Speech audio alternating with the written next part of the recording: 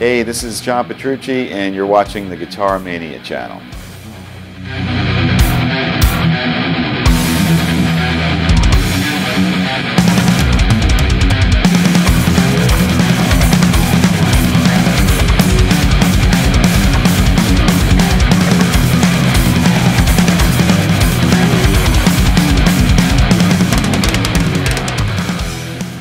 John, it's great to see you back in Vienna 2 years after. Thank you. Yes, 2 years later. Took on a new drummer. So that's right. Yeah, this is actually this is our second tour, our second world tour with him, and our second album with him as well. So we really know Mike Mangini really well, and he's fully integrated and doing great. How much was he involved in the songwriting process for the new album? Well, this time he was there from the beginning, which was different. On a dramatic turn of events, he was brand new to the band. We didn't bring him in. We wrote it without a drummer. In this case, we wanted to have his input. So we all entered the studio together actually a year ago, last January, and yeah, he was really involved and interactive.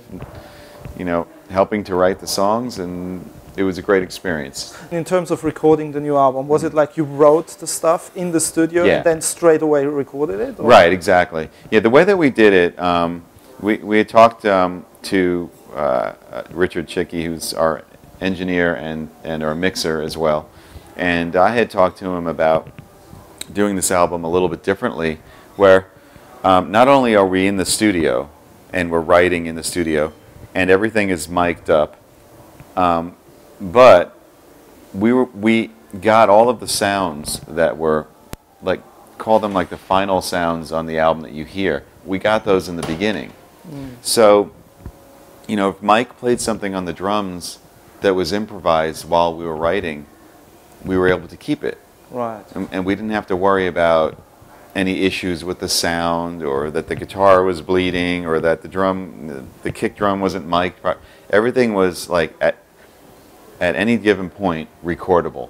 So a lot of the guitar tracks are from when we were writing and demoing. The bass tracks are from when we were writing. So it really was a nice way to work. I think that's a great way to work, because it also captures the spontaneity. Yes, absolutely. Of when you just have an idea. And it does. Yeah, sometimes things need to be worked out in a more technical way. Like you might have a general idea of something, and if you were just to record it right then and there, it might not be so great until you sort of take the time and craft it and make it into what you want. But there are other things that are just more sort of rock and roll inspired events, and if you can capture that, like you said, when it happens and it's spontaneous, then I think there's a lot more energy that comes across. Because I find it difficult. I mean, if you write something and then you play it live, perhaps, and the energy and the atmosphere is there, but you want to capture it also on a record, and then in the studio it's totally different. It's totally different, yes. So any tips of how you can recreate the atmosphere to capture that sort of spontaneous moment? Right. Well, playing together is one of them. A lot of bands don't even do that. A lot of bands record just separately. Now with all the technology and recording software, everything is mobile. People, guitar players record in their house and then send the files to somebody else and they record. So, in the end it ends up sounding great, but if you want to get that that synergistic, collective, interactive thing, you have to play as a band together and then hopefully capture some of that stuff in the studio. It's the best way to do it. Let us briefly talk about your collaboration and work with Richard Chycki, who was the engineer and mixer for this album. Sure. What was the division of labor between you guys? Right. You were the producer, of course. Yeah, I produced the album, and Rich engineered it, which means he was in charge of getting every sound that you hear and running the recording session. Running the board, running the Pro Tools, making it everything that we were doing to get it down and record it. And he's so talented. I mean, he's just everything from, an amazing guitar sound to a string section, that we did for a couple of songs. He just knows how to get everything perfectly. And then he also mixed the album, which was great because he he was there from the very beginning, from the day that we moved into the studio. We had nothing written. He was there, and micing everything up, and he saw the whole process, and he helped us edit things, and he helped, we bounced ideas off of him. He was there every morning making us laugh. He's a really funny guy, doing imitations, for us. And then so by the time he mixed it, he just was so intimately, connected with the music that he just brought it to the final level. Yeah. Yeah. In terms of equipment, I understand you're still using your Boogie, the Mark V. Yeah, this album, I did use the Mark V a bunch. I also use a few other Boogies as well. The Mark V is most of the rhythm sounds that you hear, which most of my playing is really rhythm if you think about it.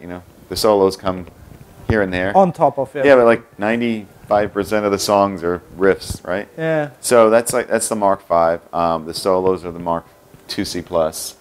The clean sound is a tri-axis preamp. And a couple of songs I use the Royal Atlantic, which is a boogie that I've never used before. It's brand new. On the song The Looking Glass, I use that amp. Yeah. And I also saw that you brought a new guitar. Yes, let me tell you about this guitar. Actually, I didn't have this guitar in the studio. It wasn't ready yet. We've been working on this. So on the album, I used the JP13. Yep. It's a silver one. Yep. I used the 6 and 7 string on the album. This is brand new. Actually, they're showing it at the NAMM show this weekend. That's actually right in process right now in Anaheim, California. And this is called the Majesty. And as you can see, we call this symbol our Majesty logo. Okay. When Dream Theater first started, we were called Majesty, and so we had this M, and so we kept the symbol from the beginning. But it's very different design. It's really, really lightweight. It's basswood. It's a neck-through design, so you can see. This piece of wood, this mahogany, it goes all the way through, and the bridge and the pickups are mounted right onto it. It's kind of sweaty from last night's Is that gig. a floating system? Yeah. And these are DiMarzio pickups. These are my Illuminator signature pickups. And this is a piece of maple on top that was laser etched and stained to look like carbon fiber. And it has all these great features. There's an onboard preamp. It has the Game Changer technology from Music Man as well. And it has a boost built in if you tap that. Does it also have a piezo? It has a piezo built in, yeah. And what are the switches? The coils. This switches between the pickups, so this is bridge, middle, and then neck. Yep. This switches between magnetics and the piezo. So up is piezo, middle is both, and down is magnetic. And then you can adjust the levels over here of the boost and the piezo EQ. It's just an unbelievable. Are you playing it live? Absolutely, yeah. And it's this color is we call this Arctic Dream, which is it's a color change color. All of the finishes on this guitar are sort of this stealthy pearlescent kind of color. So there's a black one, a blue one, a red one, and a white one as well. Beautiful. It's a real beauty. I noted it's a 6 string. Yeah, this is 6. We have a 7 as well. Yeah. Which raises the question, have you ever thought of playing an 8-string guitar? Yeah, I thought of it. I think that's something that we're going to develop. But then you would get in trouble with John Myung. Yeah, right? Yeah. It'd be nice to have some extra range, so that's something that we're talking about developing. And I think it would be a unique addition to the line as well. Yeah. John, congratulations to your 2nd Grammy nomination. Thank you. For The Enemy Inside. Yeah, it's wild. I mean, I mean, you just recently said, I think you've been sort of swimming upstream, and it's quite sort of an show of how important and that how far you have come as a band. Right. And yeah. How do you feel about that? Well, it's wonderful. I mean, the first Grammy nomination was unbelievable. That just surprised us, and we were, first time we got something like that in our career. So we were just so happy and so pleased. And now 2 albums in a row to get that kind of recognition, it's really special. It's like it's an honor. You have the Recording Academy and all of its members, picking out that song as being a song that should be recognized, that's important in the category. and it just feels incredible. You know, it feels amazing. I wish I was there this weekend. It's Sunday. It's tomorrow, actually. It's tomorrow, actually. 26th, isn't it? Yes. Yeah. No, good luck for that. So I hope, Thank you. Yeah, it's pretty cool.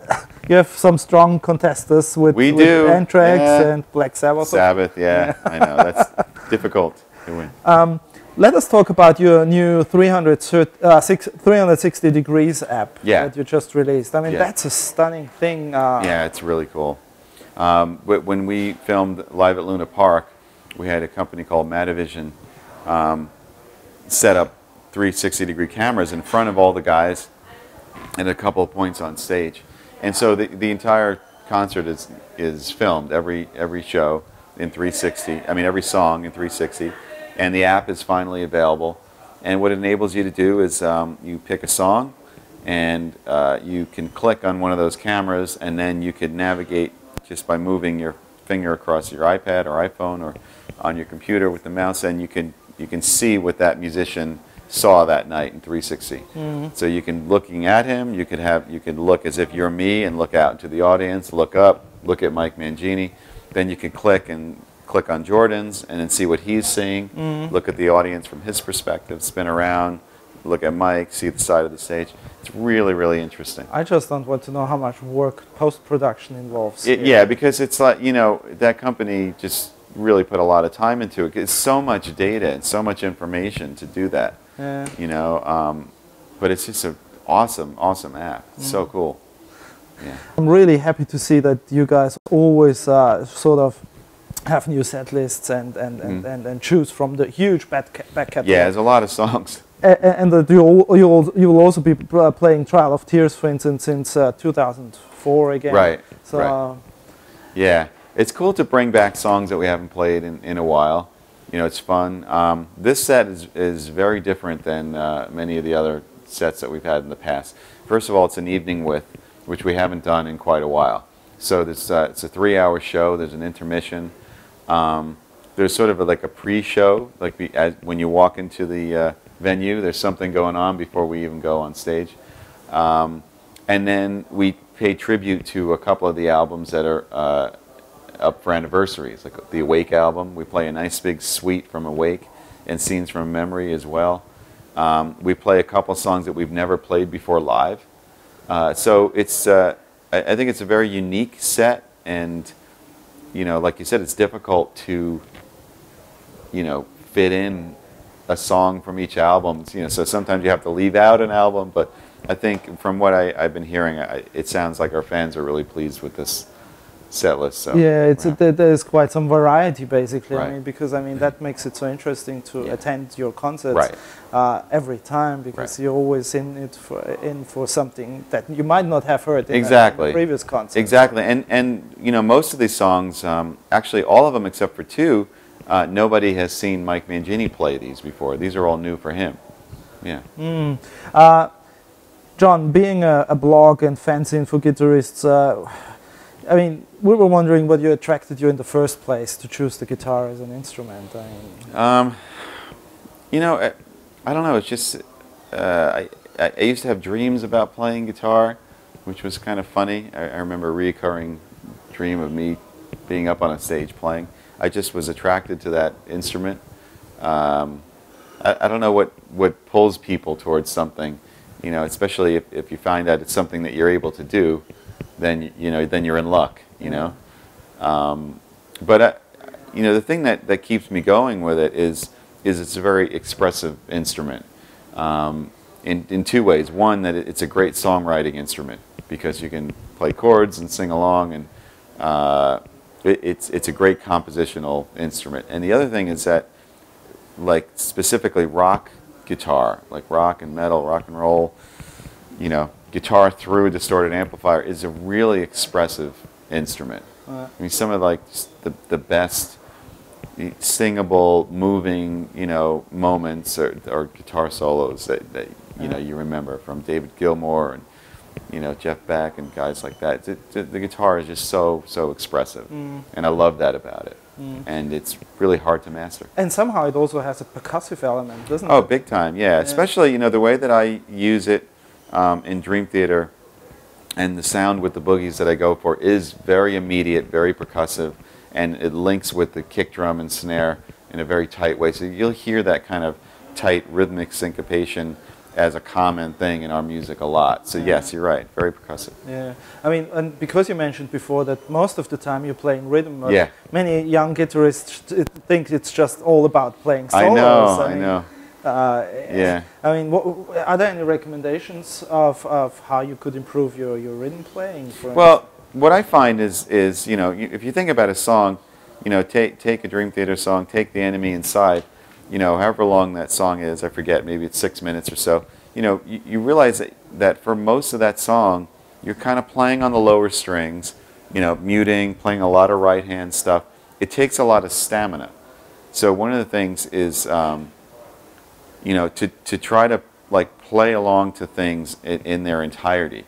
Because it's one thing to play some licks here and there and maybe practice playing something fast, but you have to work on your stamina, like your physical ability to keep your hand in that position, you know, and keep your hand tight and moving and accurate. And then this way, when a difficult part does come up, like when the solo does come, you have the energy to put towards that. You know what I mean? Last question, John. We saw on your touring schedule that you will be performing with the Berklee College of Music in March, a special concert in the Opera House. Yeah. What's that about? Well, you know, Berklee it played a huge role in Dream Theater's early life and continues to. That was a college that me and John Myung went to out of high school. We went there, we met Mike Portnoy, we started the band, and that was like the beginning of the whole thing. So we have a very special relationship with Berklee. And then moving forward, Mike Mangini was a professor there of drums for 11 years. And the guy, Aaron Bassbug, that conducted and arranged the strings on our album is a student at Berklee, and there's just like so many ties. Turns out my son, who's 18 now, is going to Berklee now. Full circle. Full circle. Yeah, circle of life. Excellent. And so it's our whole way of kind of giving back and involving them, and it's going to be really exciting. He's also a guitarist. He also He's a singer-songwriter. He plays guitar, piano, sings. Yeah. So it's a broad range. Yeah, broad range, different style than me, but he's great. Yeah. John, look, it's been a pleasure. Thanks. Thank you for having time and talking to us. No problem. Thanks a lot. All right, cool.